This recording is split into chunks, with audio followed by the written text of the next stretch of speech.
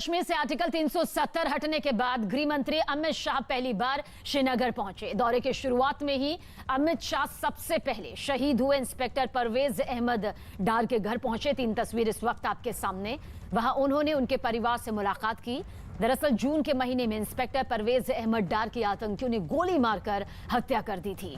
शहीद के परिवार वालों से मुलाकात के वक्त अमित शाह के साथ जम्मू कश्मीर के उपराज्यपाल मनोज सिन्हा और केंद्रीय मंत्री जितेंद्र सिंह भी मौजूद थे।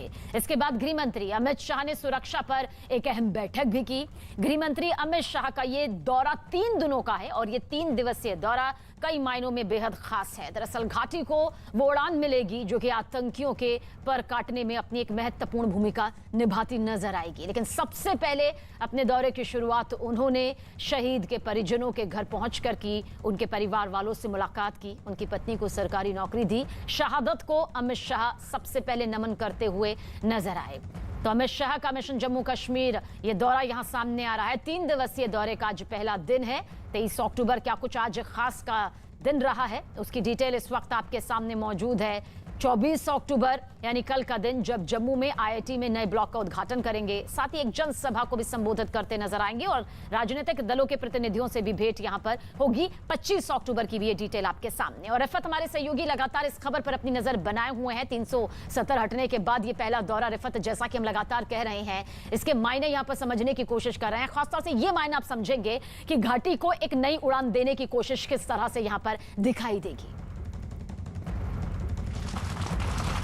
देखिए सबीना, जब अमित शाह यहाँ पे पहुँचे एयरपोर्ट पे तो वो सीधे पहले नौगाम गए और इंस्पेक्टर परवेज़ के घर गए और उनके साथ कंडोलेंस की। उनसे उन्होंने बातचीत की। फैमिली मेम्बर्स के लिए जो कुछ रिलीफ के मेजर्स लिए गए हैं वो उससे मुतल्लिक भी जानकारी हासिल की। जिस तरीके से आपने कहा, उनके हमरा जो लेफ्टिनेंट गवर्नर भी थे, डॉक्टर जितेंद्र सिंह भी थे जो MOS हैं PMO, और उसके अलावा DGP भी थे, चीफ सेक्रेटरी भी थे। और उसके बाद यहाँ राजभवन में मीटिंग हुई, सिक्योरिटी रिव्यू मीटिंग। उसमें DGP के साथ साथ बाकी जो पैरामिलिट्री फोर्सेस के आला अफसरान हैं उन्होंने शिरकत की। फ़िलहाल सिक्योरिटी का जायज़ा लिया गया। आपको मालूम है कि ये दौरा उस वक्त हो रहा है अमित शाह का, हालांकि ये 370 और 35 से हटाए जाने के बाद होम मिनिस्टर का पहला दौरा है कश्मीर का। लेकिन ये उस वक्त हो रहा है जब रिसेंटली सिविलियन किलिंग्स हुई। बहुत सारे सिविलियंस की हत्या कर दी गई इस महीने में और इस साल तकरीबन 30 के करीब जो है वो सिविलियन मारे गए। लेकिन सबसे बड़ा सवाल है कि जिस तरीके से सिविलियन किलिंग्स, टारगेटेड किलिंग्स हुई, उसके बाद क्या कुछ सिक्योरिटी के मेजर्स लिए जाएंगे या लिए गए हैं, उस सिलसिले में बात हुई। आपको मालूम है कि अभी यहाँ पे कई जगहों पे नाके बिठा दिए गए हैं। जगह जगह पे तलाशी की जा रही है, जगह जगह पे सर्विलेंस की जा रही है। ड्रोन के ज़रिए भी अब CRPF और पुलिस सर्विलेंस कर रही है और हर आने वाले शख्स या जाने वाले शख्स पे जगह जगह पे नज़र रखी जा रही है। लेकिन आगे किस तरीके से इन किलिंग्स को रोका जाए, मिलिटेंसी रिलेटेड क्या कुछ एक्टिविटीज़ हो रही हैं, उस सिलसिले में भी बात की गई इस मीटिंग में। बाकी डिटेल्स जो हैं वो इमर्ज हो रही हैं कि आखिर किस तरीके के हिदायत होम मिनिस्टर ने दी हैं सुरक्षा को बढ़ाने के हवाले से। फ़िलहाल 3 रोज़ा दौरे पे अमित शाह हैं। आज यहाँ पे 4:45 बजे के करीब जो है उनकी मीटिंग यूथ क्लब्स के रिप्रेजेंटेटिव से वीडियो कॉन्फ्रेंस के जरिए होगी और उसके बाद एयरपोर्ट पे एक शारजा के लिए फ्लाइट रवाना होगी। बिल्कुल, तो आज की पूरी डिटेल आप यहाँ पर दे रहे हैं। बाकी 2 दिनों में भी क्या कुछ खास रहेगा उसकी अपडेट भी आपसे जरूर लेंगे। अमित शाह ने जम्मू कश्मीर पुलिस के शहीद इंस्पेक्टर परवेज अहमद डार के घर जाकर उन्हें श्रद्धांजलि दी, नमन किया। मुलाकात के बाद अमित शाह ने ट्वीट किया, मुझे और पूरे देश को उनकी बहादुरी पर गर्व है। उनके परिजनों से भेंट की और उनकी पत्नी को सरकारी नौकरी दी। मोदी जी ने जो नए कश्मीर की कल्पना की है, जम्मू कश्मीर की कल्पना की है, उसको साकार करने के लिए जम्मू कश्मीर पुलिस पूरी तन्मयता से प्रयासरत है। अमित शाह का ये ट्वीट यहां पर सामने आया। रिफत हमारे साथ बने हुए हैं। रिफत, शुरुआत यहां पर नमन करके की गई है, शहादत को नमन यहां पर किया गया है अमित शाह के जरिए और इसके पीछे भी कई मुख्य वजह मानी जा सकती है, खासतौर से ऐसे वक्त में जब आतंक का एक और चेहरा यहां पर देखने को लगातार मिल रहा है और हमारे जवान मुंहतोड़ जवाब दे रहे हैं। क्या बाकी 2 दिनों में और खास तस्वीर नजर आने वाली है?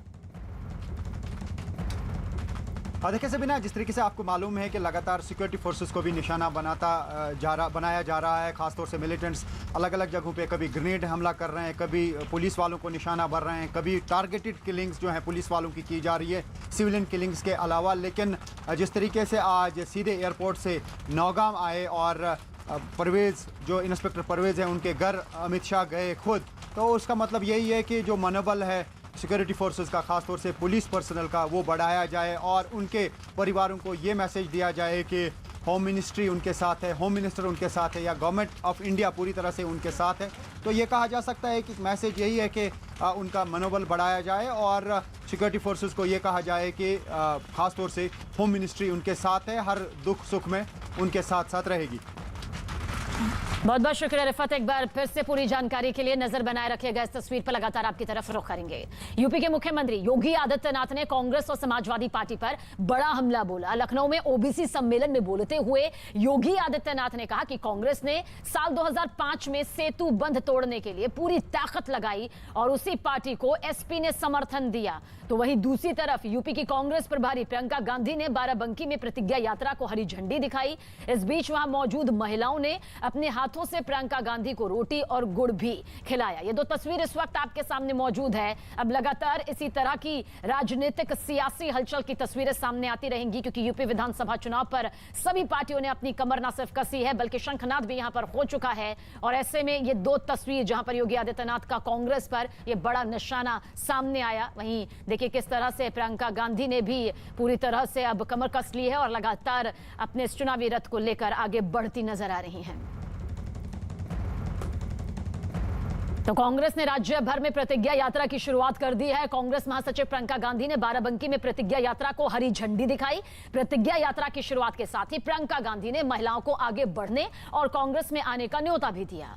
उन्होंने कहा कि जल्द महिलाओं के लिए अलग से घोषणा पत्र जारी किया जाएगा। उसमें कांग्रेस की सरकार बनने पर महिलाओं और बेटियों को मिलने वाले लाभ का भी जिक्र होगा। उन्होंने कहा कि महिलाओं को सशक्त बनाना ही उनका मकसद है, उद्देश्य है। इस मौके पर प्रियंका गांधी ने कई बड़े ऐलान भी किए। प्रियंका गांधी ने महिला मतदाताओं को लुभाने के लिए चुनाव में 40% टिकट महिला प्रत्याशियों को देने का ऐलान पहले ही कर दिया था और आज उन्होंने चुनाव जीतने पर लड़कियों को स्कूटी और स्मार्टफोन देने का भी ऐलान किया। इसके साथ ही 20 लाख बेरोजगारों को रोजगार मुहैया कराने, साथ ही सभी किसानों के कर्ज माफी करने का भी ऐलान आज किया गया है। तो ये बड़े ऐलान सामने आए।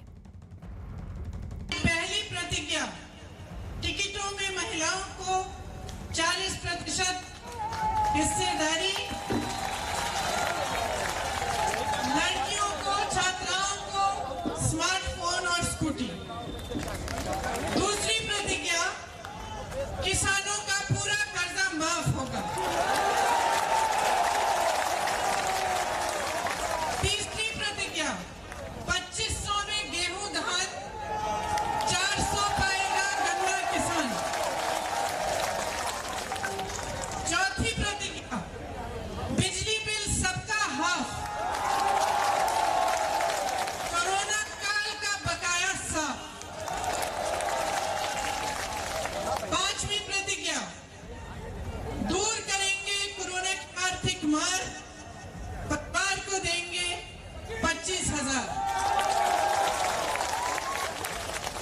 आखिरी प्रतिज्ञा, 20 लाख को सरकारी रोजगार।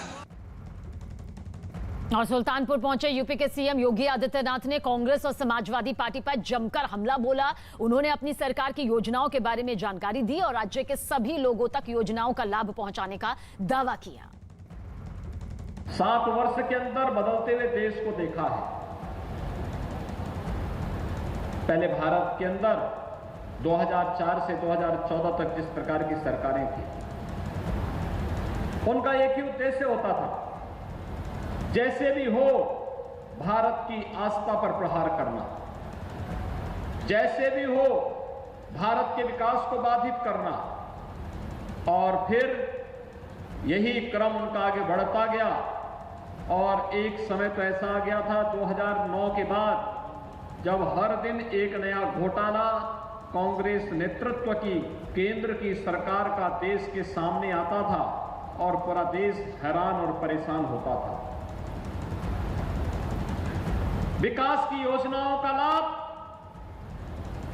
न देश को मिलता था न प्रदेश को मिलता था। विकास की इन योजनाओं को परिवार तक सीमित करके रख दिया था। एक परिवार दिल्ली में, एक परिवार लखनऊ में बैठ करके गरीब के पैसे को हड़पने का कार्य करता था और जनता कोई भूख से मरती थी, कोई सुविधा के अभाव में मरती थी। कोई स्वास्थ्य सुविधा के अभाव में मरती थी। और ये दो तस्वीरें इस वक्त आपके सामने मौजूद है। सीएम योगी आदित्यनाथ ने कांग्रेस और बाकी सरकारों पर निशाना यहां पर साधा। जिस तरह से प्रचंड लहर में साल 2017 में यूपी में योगी सरकार सामने आई, उसके बाद इतिहास दोहराने की कोशिश यहां पर जाहिर सी बात है एक बार फिर से की जाने की कोशिश होगी। और प्रियंका गांधी भी देखे किस तरह से आज प्रतिज्ञा रथ यात्रा की शुरुआत करती हुई नजर आई और इस दौरान कई बड़े चुनावी वायदे भी उनकी तरफ से किए गए हैं। तो अब इस तरह की सियासी तस्वीरें यूपी की सियासत से नजर आती रहेंगी। तो योगी का कांग्रेस पर निशाना यहां पर सामने आया है। जाहिर सी बात है अब बहुत जल्द यूपी विधानसभा चुनाव सामने है। ऐसे में सभी पार्टियां जानती हैं कि एक एक सीट की क्या कीमत है और किस तरह से चुनावी वायदे जो हैं वो यहां पर जीत में अपनी एक अहम भूमिका निभाएंगे। लेकिन अब जो है सीधी सीधी टक्कर यहां पर दिखाई दे रही है। इन तमाम